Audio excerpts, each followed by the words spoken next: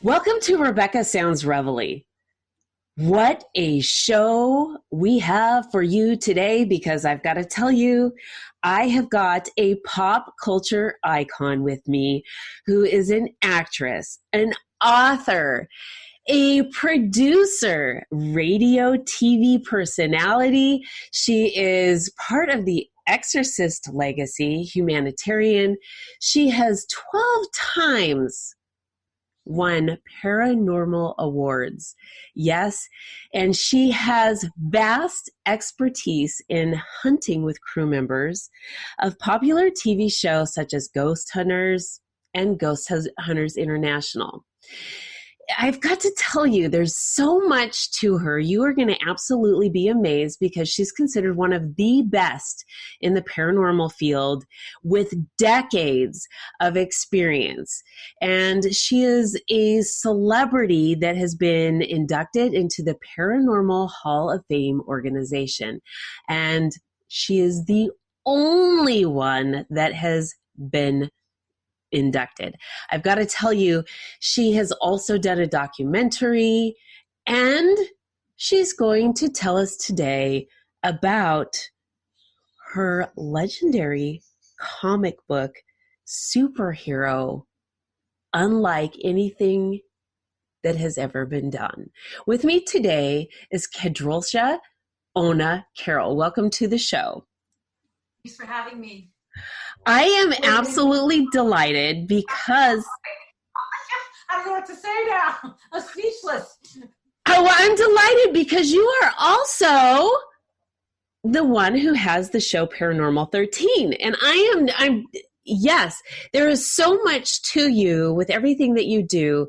I can't even begin to say what an honor it is for you to be here. So welcome, welcome, welcome. Thank you very much. I appreciate you saying that. And it's an honor that you asked me to be on your show, too. You come so highly recommended. And everyone that I've talked to that have been interviewed by you just have nothing but great things to say. So this is exciting for me, too. Oh, thank you, thank you, thank you. And you do a show, too, with Dr. Jimmy Starr and Eileen Shapiro. And I love her, by the way. So you're busy all the time, but I want to talk first about, I'm going to save the comic book just for a little bit. I want to talk first about how you got started with doing paranormal things that brought you to your expertise in this, because you have done so much that you are legendary in this. You are very unique. You have set yourself apart from everybody else. And that's what took you to the Hall of Fame. Yes. I've been doing this, and, it's funny, people say that, they were in a car accident, and then, all of a sudden they've got, this clairvoyant ability. And you know what? And I do believe that, because we have a gland in our brain, and I can go on and on about that. Thing is, maybe that gland got interrupted and opened up, and then you can see a little more into the future, know things, and that's another subject for another day. But I do believe that. I used to laugh at it, but nah, it's true. I've been like this, and I was born like this. Over 7 generations of dream interpreters from Poland, Russia, Lithuania, all over on Abenaki, from Newport, Vermont, and so I have Native American in me, and a lot of influences there. And I grew up in a Polish bilingual household. Moja droga jacie kocham. And jacie kocham, mean I love you. I love you. And I thought everybody was like this. My babcia, we'd interpret our dreams, and where she was, I think she was maybe in her 60s or 70s, and she would say, "What are you going to do when I die? Put a phone in the coffin?" And it was like, we'll put the phone in the coffin for you. So I just grew up that way, and then moved out of that very guarded little area up to Massachusetts, and realized in high school that I was a real oddity and made fun of. And just because I had an ability, and I guess it scared people. And so after a while, it wasn't so much the kids making fun of me. It was the parents who were asking me for advice. What do I see? What do I feel? And I said, I'm not going to just quell this anymore. I'm just going to continue with it. So, yeah. So you have this gift, and it's just really taking you to a lot of different places. And what was the first place it took you? Was it doing your show Paranormal 13? No. This has started, I've been doing, like I said, the paranormal since very young, investigating when I was 6 and 8 years old, not even knowing I was investigating, using candle techniques and asking the candle to flame to rise if there's a spirit.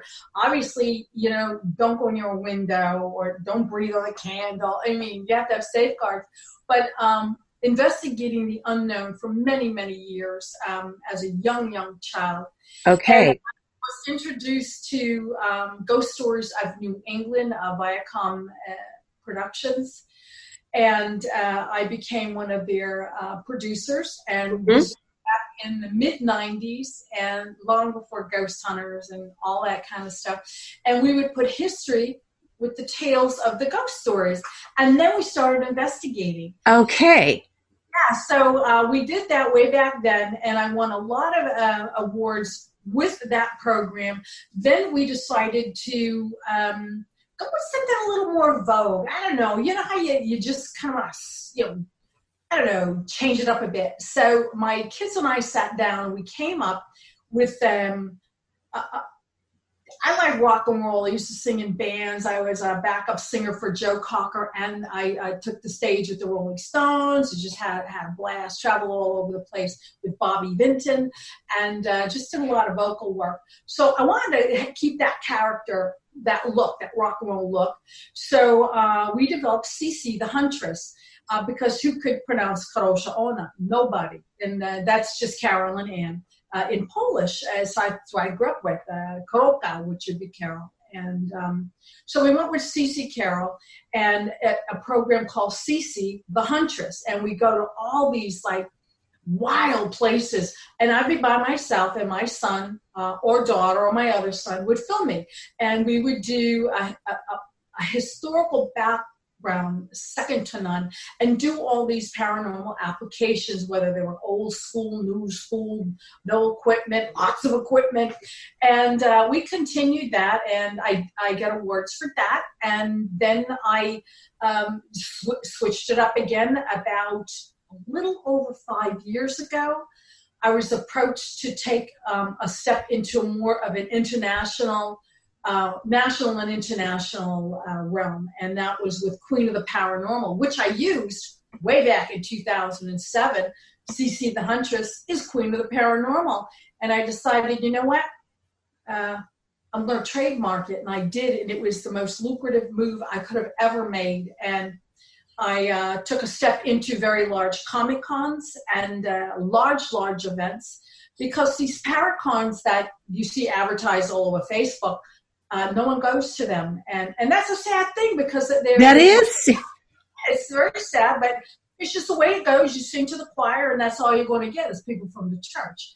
And so I decided I want out of that church, and I took a step another way, a whole different way. And getting back to the Paracons that are empty constantly, they have their vendors who will go, and maybe a couple of relatives, but the whole thing is that that's a shame, because they are valuable. They have valuable speakers. They have wonderful products that you can buy, and it's just a darn shame. But then again, it's commonality, and all the groups and teams can visit each other every year when they do these little things, and it's fun.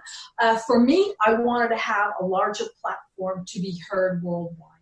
So I decided to use my name, Kadrolsha Ona, and then trademarked the Queen of the Paranormal, and it sent shockwaves through the paranormal industry. I was everything from name shame to body shame to everything you can think of shame. What? Because I was bold enough to take a step where other people, I think, would like to do, but because they may have a fear of rejection or fear of putting themselves out there, that they damned me for it. And that's too bad. But you know what? I'm not going to blame anybody for anything. It's called human nature. And and you are an expert at this. You had a long history of proving your abilities. Right. So so I can completely understand why you could put yourself in a position to do so, and why people would then be, pretty jealous and envious of what, Definitely, and it's very, very immature of people to not read achievements and accomplishments and just go on rumor and speculation. And I've done a lot of groundbreaking techniques that they even use on TV now and never get credit for it. But I make sure I do, because, I'm here giving myself the credit and keep re-announcing the things that I do. Like I said with Bear Aspirin, out of sight, out of mind. So I like to teach to a bigger audience with other techniques other than just ghost hunting or looking for a UFO. I try to do it through children's books. I try to do it through articles. I try to do it with a video format. Many, many different ways that we can share the paranormal with a mass audience other than, oh, did you hear that? Did you hear this? No, I did not. I didn't hear anything. And I don't think you did either.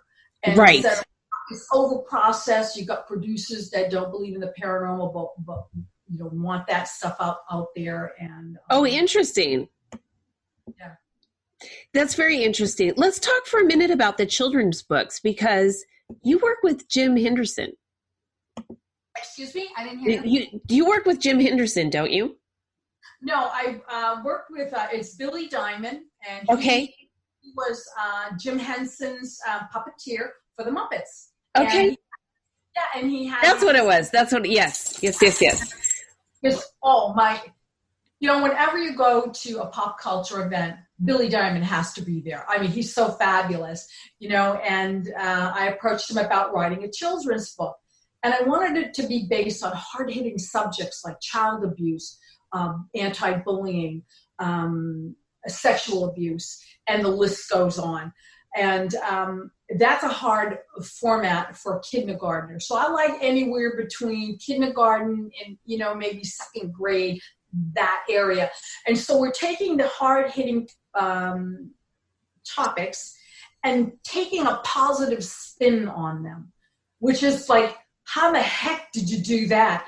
But when you do get a book and you read it, you'll say, oh, wow, I get it now. I absolutely get it. And so what we're doing is we're using dinosaurs. One's named after my grandson, Dean. And then my husband has my grandchildren, and we have those little girls, all little dinosaurs, and bows on their head. And we're teaching a valuable lesson. And that's book one. Book two, because we're doing a series, each has a hard-hitting topic. Book two is my illustrator is Guy Gilchrist, of all people. He's the guy who was the artist of the Muppet Babies, and he was the cartoonist for the Muppets, and extremely famous and prestigious guy. And we're doing the second book, which is another hard-hitting subject. First book is about bullying. Second book is about being hit, like if someone abuses you. And again, we go back to how did you take that and turn it into a positive? My character, I'm in the book dressed as my character, dressed as not a superhero, but like I am in Downtime, just in a black and a blue top, whatever. And then all of a sudden, I become that superhero, family-friendly version, of course. And that's when we get the positive lesson there. So I love this. Really cool. Love this. And I feel very fortunate that I have the connections, through networking. But not only that is because they trust me. I have a good message, and I'm their friends. And that's why we go forward with, projects like this, because we know that we can take it from step 1 to step 10 and then put them out on the market. this is one of the things, Kadrolsha, that I always try to ensure that on the show, the audience can take something away that they can use today. And this right now is something that they can use. They can take to their children, a child that they know if they don't have children, grandchildren, and use to protect them or help them to move forward and be overcoming some type of victimization. And that is my focus. And my mission with the paranormal is positive energy. The same thing that transcends into the comic character, positive energy. So we have the first book is Dean is Sad, Dean the Dinosaur. Dean is sad. Subtitle, Positivity Saves the Day. So that's the title of that book. And again, we take away a positive message. And it's really important. Same thing with the paranormal, whether it's healing, whether it's prayers. I am who I am in real life doing this, and also doing it in between the pages of a comic book. And that's was a rarity, and that's where I was notified that being the first person in comic book history to do what yes. she does in real life between the pages of a comic book as a superhero. That's where I was just going to go. I wanted to take it there and talk about this because this is huge what you're doing. Nobody has ever done anything like this. No, this is a first. It is a first. And, with all firsts, if I were a guy, I'd be all over the place. But because I'm a girl as a superhero, not only that, but a real live superhero. It's not that I up and coined this name by myself, but since a very young age, I would help. I would help dogs, cats, people, whatever. That doesn't make you a superhero, but at the age of 12 years old, a 2-year-old and a 3-year-old fell through the ice where we were living down the street. And at 12 years old, I went into the water and I saved them. And from there, we go forward, but it makes me so emotional because, where are the parents? 2 and 3 years old? Yes.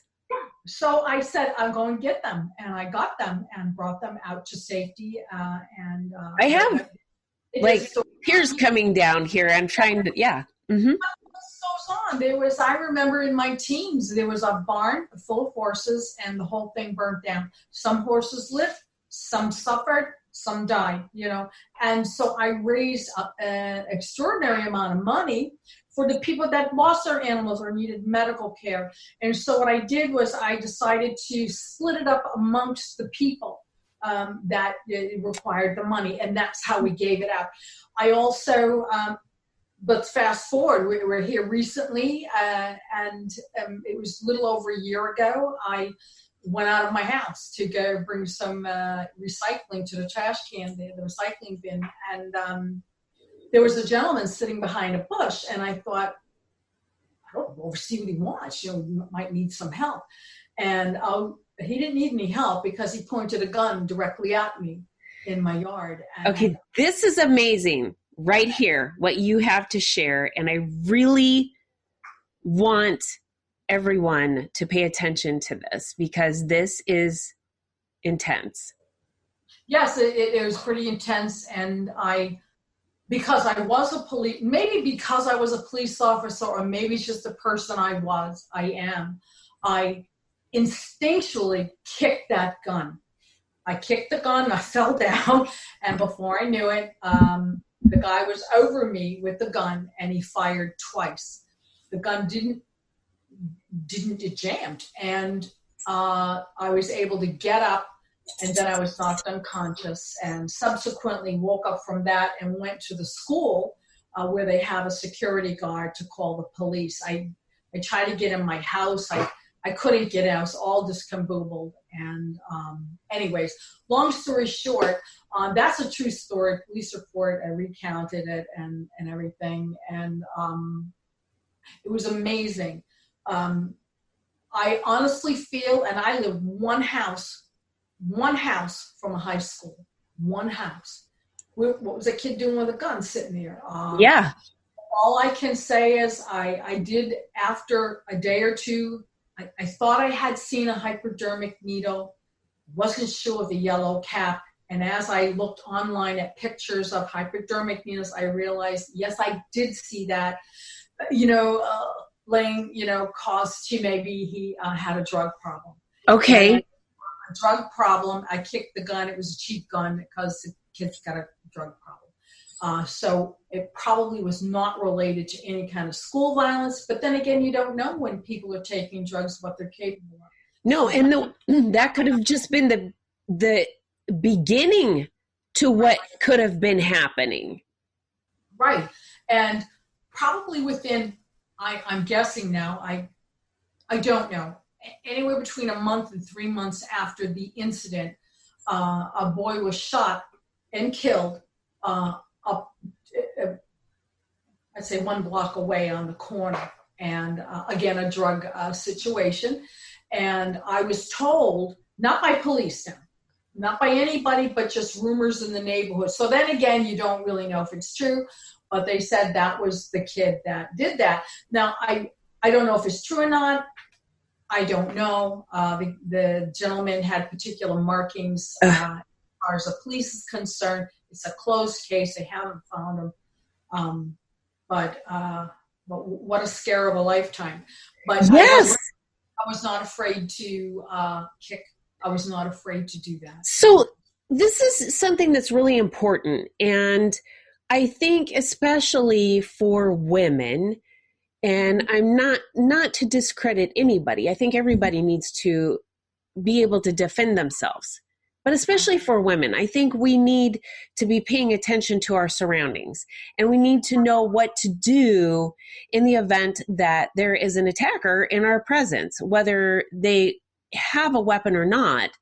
But we need to take some form of action, because we don't know if their intent is not only to endanger us, but to continue on. And we're seeing so much of this now where people are actually engaging as an active shooter. And yes, so we need to do that. And it is scary. And what you went through is very traumatic. It was. And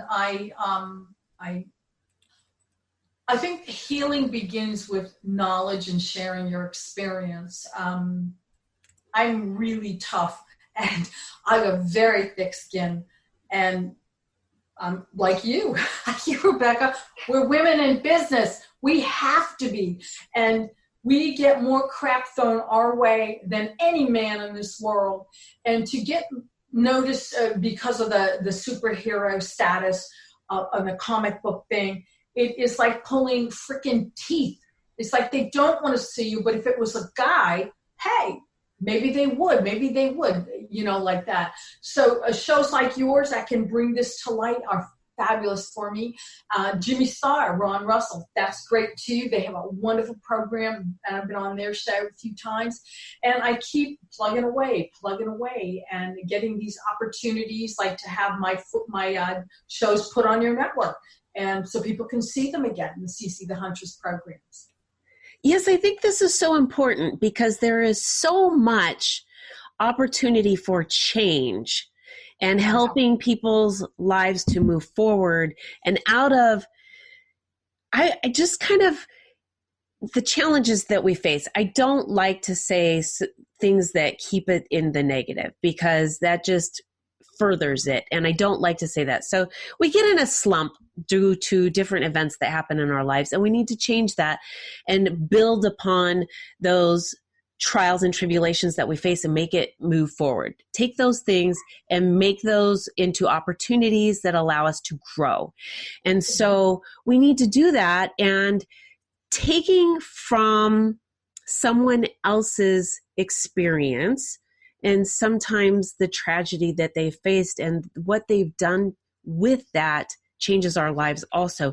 And your experience with that is absolutely amazing. Now you're turning this into comic books, and we've got a postage stamp possibly coming.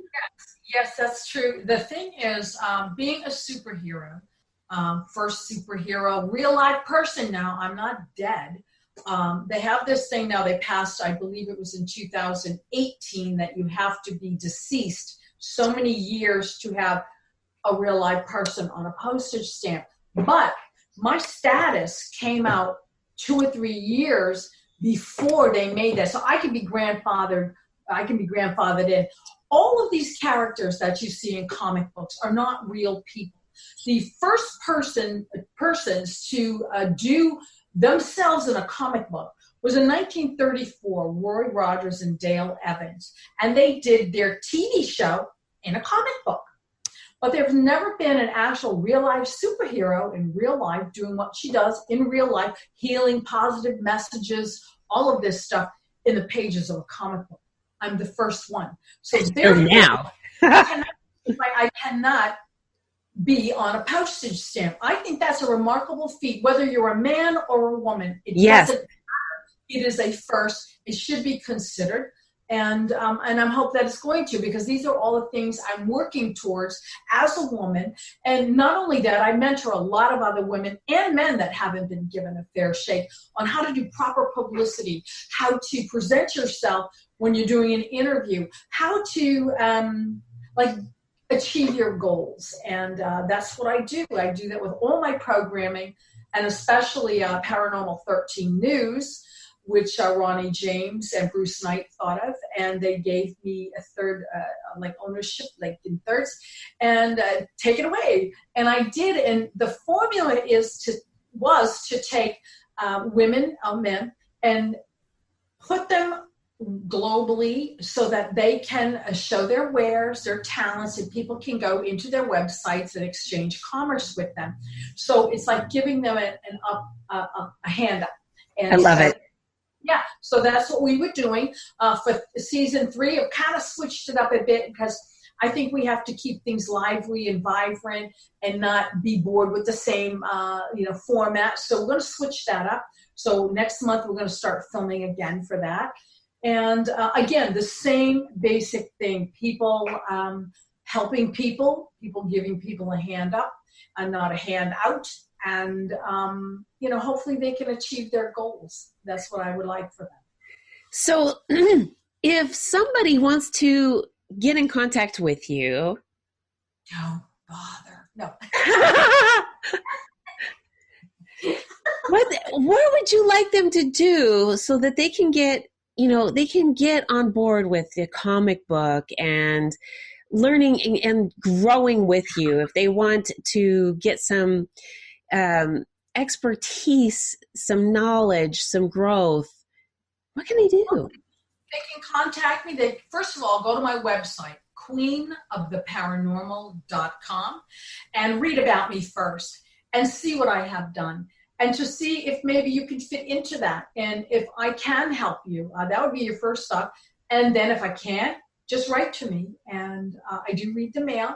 My daughter does too. So if it's as significant as to a show or whatever, it's just like, hey, I like your boobs. Forget it. All those. But, there are the great email, and I try my very best to write back to everybody. And so that'd be the best way, queenoftheparanormal.com. And from there, you can get to all the social media sites, whether it's Facebook, Twitter, Instagram, and get involved in all those sites as well. I absolutely love it. Thank you for everything that you're doing to help everyone with all of the challenges that they have, the children for their growth and protection, and for coming on the show and sharing that with us today. Thank you. Oh, thank you. And thank you for having me. And I like to rescue dogs. I love animals. So that's another theme. When I go to my events, I take a certain percentage, and I either go to a food pantry or I go to an animal shelter and get things off of a wish list, or just give them the money. So I'm always involved in paying back our communities and like that. And the innocent animals too, they shouldn't be hurt. So we need to help them too. This is really exciting. You have so much to offer. I don't know where you get your energy from. What do you do? Water. I don't know. I absolutely love what I do. I'm dedicated to it. And I've raised my kids this way, and raising my grandson, my daughter, this way. And it's nice to be able to show them that helping people can be extremely rewarding, and helping animals. People really do appreciate kindness and generosity. Not everyone's an idiot, or, I'd like to swear, but I won't. They're not all like that. Just recently, I was asked by David Zucker, he owns Simul TV and My Jam TV Music Network, if I would put together a video promo for, he's working with Storm Aid Live for a Bahamas benefit. It's a telethon happening this November 17th, Sunday. And I'm not going to be there. I have a Super Mega Fest, which is another convention I'm going to. But to be able to put together a product for that huge, I was amazed. I did it for free. I could have charged. I said no, because we're giving back. We're able to help the people from the Bahamas. This is wonderful. We get a star-studded selection of people that will be there, taking the calls and giving the money and providing entertainment. And those, the video should be up within about a week. I finished it, but we're just tweaking some websites on it and things. That's exciting. So helping people and getting to know people, and they know you're good to your word, you're trustworthy. They'd rather work with you than somebody else. And I don't give lip service at all. I actually say what I'm going to do, and I do it. See, I have the same passion for people, and that is what is a driving factor. And so when you love what you do and you have a passion for it, that's where you get your energy. And it's not work. It's just a love. It is not work. It is what you do. It's what passion is. And I can't think of a more rewarding passion than to take the knowledge I have in the paranormal, turn that into the positive energy, and then push it into the future for future generations, helping people along the way. And I know a lot of people think, don't do that. Why are you helping people for? It's very rewarding. It truly is. And I don't do it for the thank yous. I could care less about that. I just do it because it's, for me, personally, it's the right thing to do. See, I feel the same way. I don't want your money. I don't need the thank you. It's just what you do. I get it. And then people know that, and word gets out. And if you get a problem or need, an ear or a solution, they contact me. I have lots of people. I do a lot of private events for celebrities, and we're at the point now, I've been doing them for so many years, we don't even have an NDA to sign. We just do it. They know I'm not going to say anything, and that's it. And I've worked with many politicians before, and same thing with the ghost hunting, and we don't sign anything, and nothing's said, and it's done. Everyone's interested in the paranormal, and it's nice to be trusted and known for your work and your ability, and to put a good product together for people. See, this is fantastic. Well, I want to thank you again. Your credibility, your expertise, all of the things that you're doing is absolutely amazing. You're very unique, and that's what got you to the Hall of Fame. And this is just amazing. Anybody who wants to connect with Kadrolsha, you can, queenoftheparanormal.com. We're excited with all of the things that she has upcoming. Watch for the postage stamp. Get in contact with her. Follow her on social media. Check her out on celebre.media. You've got to check her. She's all over the place. And there's more to come. Lots more to come. Yes. Comic book. Well, all the other stuff we didn't touch on. Yes. Yeah. I want to have you back on the show because there is a lot more that I want to cover. And we're out of time, unfortunately, but there is so much more to cover. So I got to have you back on here pretty soon. I'll be waiting. All right. Thank you. Thank you. Thank you. And thank you too, Rebecca. Thank you very much. And thank all of you for tuning in to another episode of Rebecca Sounds Reveille. This has been really exciting because, as you know, I have a passion for helping, and There has been so much content in this that is going to really change lives. If you take a hold of what the tools were that were here today, it's going to make a difference. And I challenge you to go and check it out. queenoftheparanormal.com. Thanks for tuning in. Make sure you share this with all of your friends, your family, and everybody you know on social media, and those you don't.